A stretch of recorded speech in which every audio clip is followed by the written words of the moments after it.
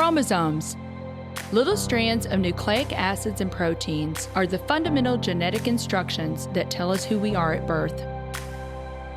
Most people are born with 46 chromosomes, but each year in the United States, about 6,000 people are born with an extra chromosome, making them a person with Down syndrome. If you've ever encountered someone with Down syndrome, you know that they are some of the kindest, most joyful people you will ever meet. They truly have something extra. My name is Lisa Nichols, and I have spent the last 24 years as both the CEO of Technology Partners and as the mother to Allie. Allie has something extra in every sense of the word.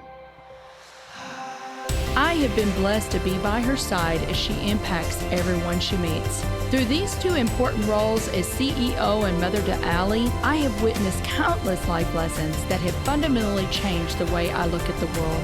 While you may not have an extra chromosome, every leader has something extra that defines who you are. Join me as I explore the something extra in leaders from all walks of life and discover how that difference in each of them has made a difference in their companies, their families, their communities, and in themselves.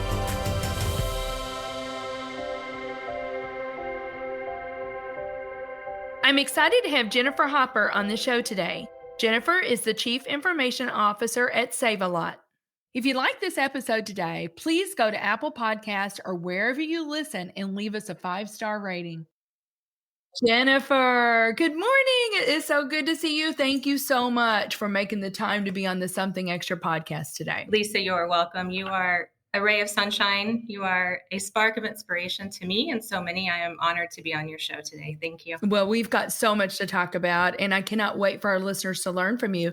So let's just dig right in. One thing you and I have never talked about is like how you grew up. I'm not even sure if you grew up here in St. Louis. So just tell me a little bit about that. Yeah, I grew up in a small town of 3,000, Palmyra, Missouri, in Northeast Missouri. And I think about my childhood, it's very idyllic, right? So amazing parents. I still hold them on a pedestal today. Graduated from Palmyra High School, attended Missouri S&T, played softball. So yeah, that's a small town story. And now after Rolla, when I graduated, I joined Accenture and moved to St. Louis. And St. Louis has been my home for the past 22 years now. Yes. Well, we're so happy that you're here. But I have to ask you, go back to when you were young, because you went to Missouri S&T, which is a leading STEM university. So was there something that inspired you or a person that inspired you, Jennifer? How did you get interested in tech? I have to understand that story. There was someone in my childhood, my senior year, and one of my favorite quotes of recent is, "Underestimate me, that will be fun." So my senior year, I was looking at universities, both from an academic perspective and athletic perspective and balancing, and I was bouncing those off a mentor of mine. And that particular mentor, when we got to, at the time it was University of Missouri Rolla, she said to me with a look on her face of, "Oh, you wouldn't fit there. That's not a good choice for you." So it took me aback, and I thought, well, I guess that's where I'm going. Because if someone underestimates me, it's that encouragement to say, I can overcome that obstacle. So it was that, it's kind of the opposite, right? So there was a lot of inspiration to attend a good university, follow my heart, my mind. But also when I get that challenge put in front of me of doubt, it's energizing to me. And, you know, I had a great career, a great college career. I played softball at Rolla. I actually majored in biochem. My goal was to go into the medical field. In order to attend medical school, you have to do countless hours of shadowing and extracurriculars. So I did that. And they do that for a reason. So as I was shadowing, as I was spending my 4 a.m., 5 a.m. mornings as a college junior in the hospital, shadowing the physicians, I thought, I don't know that this is the right fit for me for the rest of my life. So it gave me pause, but I continued with my undergraduate, graduated, and at the end thought, I need to avoid medical school until I am sure that this is the path for me. Yes. 2 of my girlfriends had joined Accenture, and I am from a small town in Missouri. So the thought of traveling and the excitement of IT consulting. So then I made my list of consulting firms to interview with and landed at Accenture. It was a great fit for me. Hopefully I was a great fit for them, had a great career, and really traveled the United States, had international travel with Accenture as well. So, and I always planned to go back to medical school. 5 years later was my plan, and that 5-year mark hit. And I thought, this is so much fun. How can I leave this world of technology? This is inspiring and challenging. And it worked out well. I kind of label myself an accidental technologist. I didn't start out, I wasn't a high major, I wasn't techie as a child, but I'm a lifelong learner. Every challenge that gets in front of me, I think I might be the highest user of search engines across the board because I hear a word, I don't know what it is. My inclination is to Google and find out what that is, however simple or complex the topic. For young people that are listening, that shadowing and then saying, I'm not really sure after you saw a day in the life of, that is so important. Get out there and explore. Get out there and talk to people that are doing what you think you might be interested in and get as much experience as you can. So I think that is excellent advice. The other thing that I would say, don't be afraid of a pivot. You went to school for one thing, but then jumped into technology, and goodness gracious, I'm so glad that you did. There's never been a better time to be a technologist. There's so many companies that will say now we are a technology company and we deliver groceries. We're a technology company and we provide payment services. So it's a huge driver for across industries. Right. Well, I know you had an illustrious career at MasterCard. You did many different things there, but I kind of want to get into what you're doing today. So, you were a technology leader at MasterCard, many different roles, global technology consulting program lead, North America business development lead, SVP for technology. You did a lot of things while you're there, but 10 months ago, you had the opportunity to come on as the CIO for Save-A-Lot, and you had the top technology spot. And one of the things I want to talk about before we actually get into what you're doing at Save-A-Lot, I actually had our NSC, our National Recruiting Center, do a poll of kind of our applicants over the last several months. And, our applicant pool is anywhere from 13 to 70% female, and we know that when women get into technology, 16% of the senior level tech jobs are women and only 10% make it to the executive level. In your view, what can we do? What kinds of things can we be doing to kind of right the ship and get more women interested in technology and young girls? What kind of things can we do to open the doors there in your mind? I am actually surprised that the 13 to 17% was that high in your applicant pool. What I see across the upper level tech roles sometimes is 0%. There'll be 1 out of 50 that are a female applying. And so it makes you pause and think, what can we as women do to encourage other women? And it takes me to, I have to see her to be her. I've had wonderful women role models that have believed in me. I've had wonderful male role models that have believed in me. That's not gender specific, but when I look at my leadership and I don't see anyone that looks like me, sounds like me, it's tough to identify. It's tough to think I can do that too. What I try to do personally is put myself out into the community. It's been tough with a pandemic, but going out to high schools and colleges. So it's putting ourselves out there, showing our vulnerability, showing that, I don't have it all together every minute and every day. And that's okay. Because I think as women, we're so self-deprecating, we're so self-doubting. And then we look around us and everyone seems to have it put together so perfectly. It's opening up and having those vulnerabilities. That's one. Two is really, as hiring managers, we need to make an effort to push back. A great mentor I had at MasterCard, she had a senior level position open and all male applicants. And she pushed back on the recruiter and said, I am not hiring until I have at least one female applicant. It took months to get a female applicant through the vetting process. And it's not to say that she was only going to hire a female, but we have to make sure that we have a balance across the applicants, across diverse backgrounds, whether that's the whole spectrum.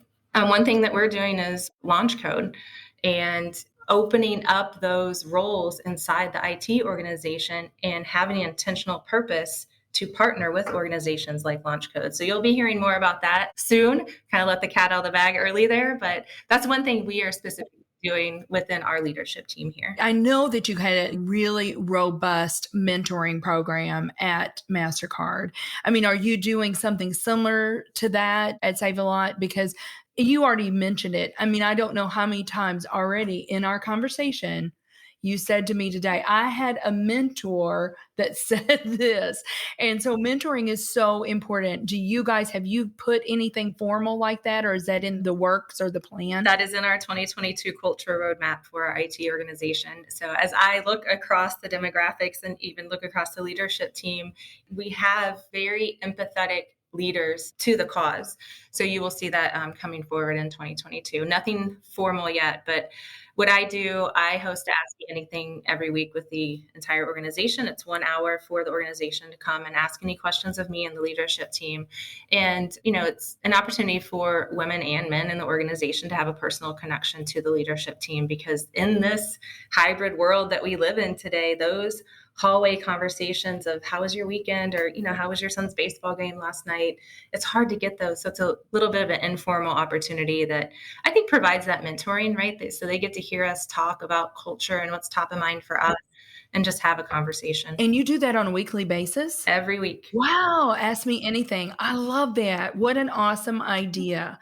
Well, you just already kind of alluded to, we're not having necessarily those conversations that we've had in the past because of the hybrid model.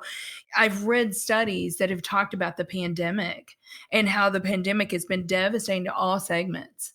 But one thing that I read just recently is it has really been devastating to women in tech.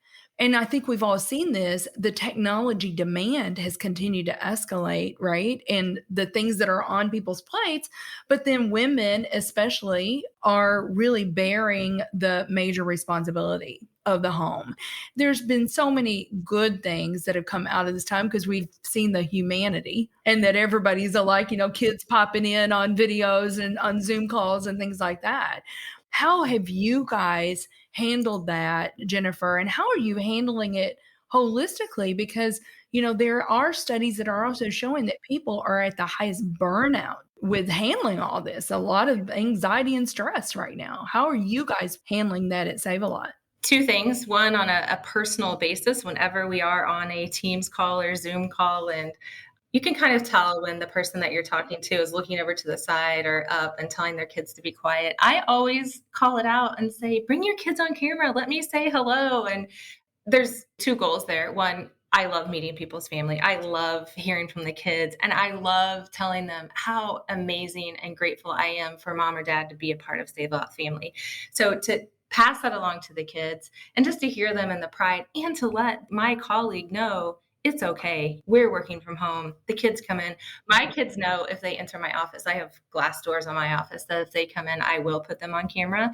And so that has broken them from just coming in and talking at any time. But right. I have them come on camera and I'll come to the side and make them get on. So it's removing the burden of I have to be 100% professional when I'm sitting in my home with my family in my personal environment. So that's one thing, just a small cultural thing. From a professional perspective across the organization, we are behind the curve transitioning to Agile. So part of that is moving towards a results-oriented environment. I think all of us are reading the headlines of, it's the end of the 40-hour work week. It's the end of 8 to 5 work days. What does that mean for us? What is that impact? How do we set those core business hours? We're on a onshore, offshore hybrid model that I think works beautifully. And then for me personally, being able to have the flexibility to kind of move my day about, I want to ensure that the entire organization feels that, but we stay results oriented. We know what we need to accomplish. We're not punching a clock. Starting to get into more of a study of the peak and trough times for peak productivity for all of us. So just entering that journey to understand that. I know I'm an early morning person. I love the quietness. That's my creative time. And then the afternoon is more where I hit my peak social time. So interacting with everyone. So I think just ensuring that we stay results oriented. We don't get down into the micromanagement of if someone takes from 12 to 1 to have lunch with their spouse or lunch with their friend or colleague. Those are personal connections that we have to have. We aren't getting those in the workplace anymore. So that's one thing we're doing, try to automate, come to standard procedures, tracking, that sort of thing is, really what we're focused on here at Save a Lot. That is so good, Jennifer. And I want to dig in. I've got more questions for you around that topic, but we do need to take a quick break, and we'll be right back with Jennifer Hopper. Let's face it, the future is mobile. There's a good chance that you are listening to this show right now on your phone. Have you explored how you can move your business mobile too? Our mobile apps team at Technology Partners makes it their mission to move our clients into the hands of their employees and customers and change their business processes to meet the demands of their users. Let's work together and build a dynamic mobile app for your team. Go to tpi.co/mobile apps and get the conversation started about how we can help you get your new application off the ground. So welcome back, everyone. So Jennifer, you and I were just talking about a topic that's really near and dear to my heart. And, we all have assets, but 3 of our most important assets really are our time, our energy, and our priorities. And I say all the time, people, especially leaders, cannot forget the energy part. Because even if you've got the time, if you have drained your energy, you're not going to be at your best self. A good friend of mine, Jeff Henderson, that wrote the book 4, but he said the best gift that you can give to your people is a energized you. And if we come in depleted and our buckets are empty, we're not going to be at our best. And so I am always curious for high-performing leaders, how do you manage those things personally for Jennifer Hopper? A few years ago, I intentionally sat down. I was at a place in my career and personal life, I needed to figure out what are those things? What does the kind of second half of my life look like? And so I intentionally sat down and defined what my North Star was. Where am I my best and where do I want to achieve? It was embarrassingly simple, I have to admit. And I just said my North Star is just to be happy, just to be content with where I am. And so I started with that. And then I mapped back. What are those things that make me happy? It was kids. It was family. It was spending time with friends. And then I mapped that all the way down into my daily activities. And then I cut things out of my life that didn't get me to that path of happiness and replaced, activities with others that were healthier lifestyle choices. So I always remind myself when I think about time, energy, and then ultimately the priorities, how can I get to that North Star? One of the tools that I use is communicate openly. A great example, we had an event yesterday and the event was 4 to 6, but I had a commitment to my daughter to attend her dance performance at her high school soccer game. And so I had to clearly communicate my time commitments so I could have energy and focus to prioritize her, because that is something within my life, balancing career and family, I've struggled with. And so it's being very intentional with my colleagues, with my team, with my management on here are the things that I will absolutely commit to the success of this company, to the success to meet our objectives. Here are the things I'm committing to absolutely within my family to meet those successes and objectives. And the thing that I say happy and to be content when it does feel overwhelming and I am spread so thin and it's not possible to be everywhere at one time. I have my grandmother's small pocket Bible in my office and I go in there and I take a deep breath and I put my hand on her Bible and say, God, you got me. I'm going to leave it to you because I cannot figure this out. I cannot logically process through this challenge in front of me. I need your help. And to this day, it's worked out. And I've been able to achieve that happiness and being content if I just pause and be still and let it process through. So for me, it's in my Christian faith and staying there and balancing that with the demands of the corporate world. And it's not always easy, but if you can stay true to yourself and have something physical in my life, having her Bible helps me remember her. And I get to that quiet place and say, I can get to that place of happiness and contentment, even though there is such a demand on my time and energy. I resonate with what you just said because I don't know how I would do anything without the help of the divine. So I have to ask you, I mean, you are now the top spot, your first time as a CIO. Again, I'm so proud of you.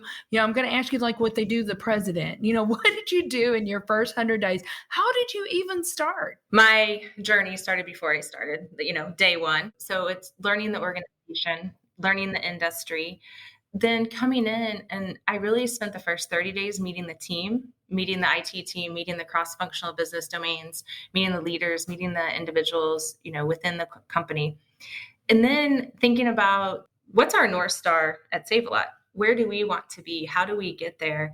And then sitting down and really thinking through, how do we logically, from a strategy perspective, but then bringing that down to the tactical and really looking at the organization. So knowing the people, greatest asset in any company are the people.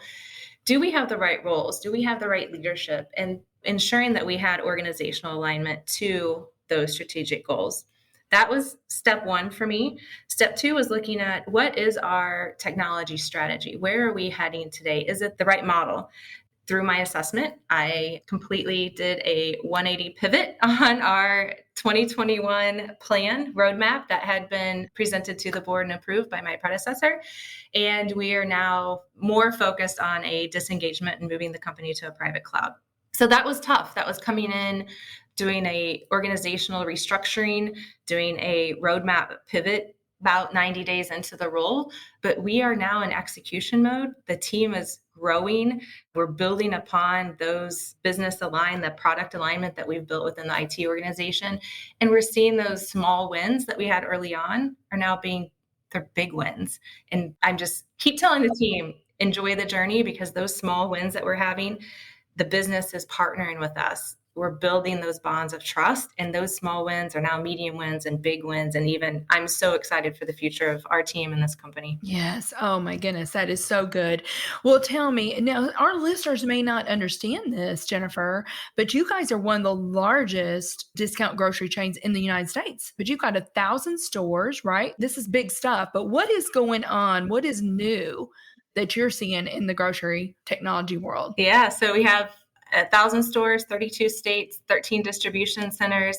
And we have recently, over the past year and a half, transitioned from a retailer to a wholesaler. So what does that mean?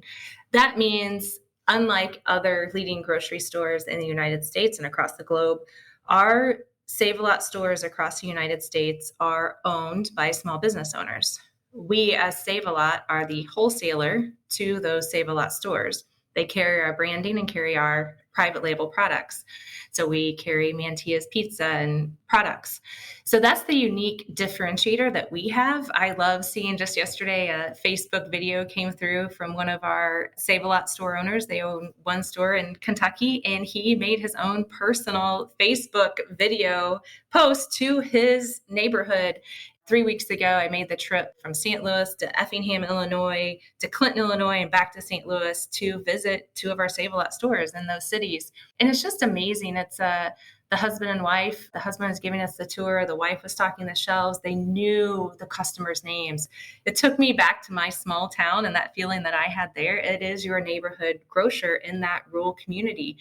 And the other thing is being able to focus in and have a differentiation of product within the store. So we provide the private label. We have national brands that we provide as well. But those store owners, they localize their store to their community. There's a phenomenal store down in St. Clair ran by Matt Sauer, and he has candied beets in his stores because that's what his customers had asked for. I'd never had candied beets. They're delicious. But that's that unique differentiator that our Save a Lot stores have in that neighborhood. Yeah. Oh, I love that. Well, I came from a small town too, and I loved it when we would go to the grocery store because everybody, they knew your name. They even knew what you liked, and so I love getting back to that human connection. So, what do you think the grocery store experience is going to look like for the future? It's a great question. It's where we spend time in the discovery and think tank. The beautiful thing about Save a Lot is we are going to be able to leapfrog. So we have spent the last 15, 20 years not on that bleeding edge or even leading edge. So we have some cool things that we have in our back pocket in our lab, discovering how do we remove that friction of the grocery buying experience. How do we bring forward the capabilities within our mobile devices. We do have curbside and delivery available for our Save-A-Lot stores. But what's next? And really taking a human-centric design thinking approach to resolving those pain points for our customers, leaving a day in the life of, looking at the research, but also going out to the stores and doing the ride-alongs. Just as I did the shadowing in college for the medical field, it's getting the IT organization out in the car rides and with our retail partner operations team that are out there every day with our B2B customers, our store owners. What does that look and feel like? How can we provide more seamless automation and tools and applications for those store owners so they can spend time with their customers? They can be talking to their customers out on the floor instead of in the back office doing back office tasks. The future for us is really focused around that customer experience in the store. Of course, from a cost perspective, we are a hard discount grocery store. So how do we remove costs throughout the system, all the way from procuring the product to the product going in the car and the home for the end consumer? Well, technology can certainly be a part of that story. Yes, absolutely. Right? Of removing the cost, right? And making things so much more efficient. So I love that. Well, Jennifer, tell me, this is something extra. What do you believe is the something extra that every leader needs? The something extra that every leader needs is strong empathy, understanding of the employee experience, the customer experience. One of my favorite quotes is Maya Angelou on everyone will forget what you say, they'll forget what you do, but they'll never forget how you made them feel. Day in and day out, it's listening and understanding what that person may or may not be going through for that day. The way that I manage and I share with the full organization, and I repeat it, I try to repeat it at every Ask Me Anything, is I view the org and I flip it upside down. The customer's at the top, and then it filters the way. I very much subscribe to servant leadership. I am here to build the best team and empower them every day to come with creative ideas. And, the one thing that shifting the culture here a bit is don't come to me and ask me what you should do. I have hired you to be the best and brightest in your role. Come to me based on your experience, your ideas, your research. Let's brainstorm together. So that's a little bit different, and that's flipping the org upside down where it is that servant leadership and our customers are at the top. So having that high empathy, I think, will serve everyone well. Right. Because what you're doing by leading that way, Jennifer, is you're giving people a voice. Their voice matters. Their opinion matters. Bring me your ideas. I don't want to tell you how to solve the challenge. I want you to bring me what your ideas are. And people love knowing that they've had a voice, and then you can have discourse over that and choose the best solution for the customer. So, Jennifer, what are you most excited about right now, and how can our listeners get involved? Is there something you want to talk about and invite our listeners in? From a Save-A-Lot journey, I'm excited on our growth. We have pivoted from a retailer to wholesaler. We'll be wrapping that up in 2021. And get out there and visit a Save-A-Lot store. We just did a new brand relaunch, Like a Lot. It's fun. It's bringing energy into our employee base. It's bringing energy into the consumer base. Even in meetings, if someone says a lot, someone inevitably says like a lot. And we did a lip sync contest, departmental contest.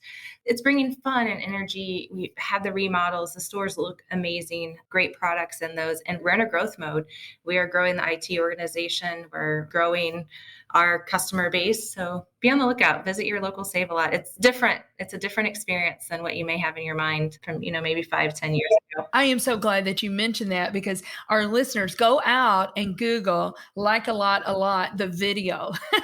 They've got a really funny video. It'll give you a chuckle, and it's just fun. And so I think that's the vibe, that you guys are promoting. So Jennifer, I cannot thank you enough. I know how busy you are. So thank you so much for making the time to be on the show today. I cannot wait for our listeners to hear from you and all your wisdom and insight. So I appreciate you, friend.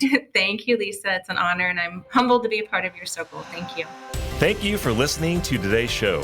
Something Extra with Lisa Nichols is a Technology Partners production. Copyright Technology Partners, Inc. 2019. For show notes or to reach Lisa, visit tpi.co/podcast. Don't forget to leave a review on Apple Podcasts, Google Play, or wherever you listen.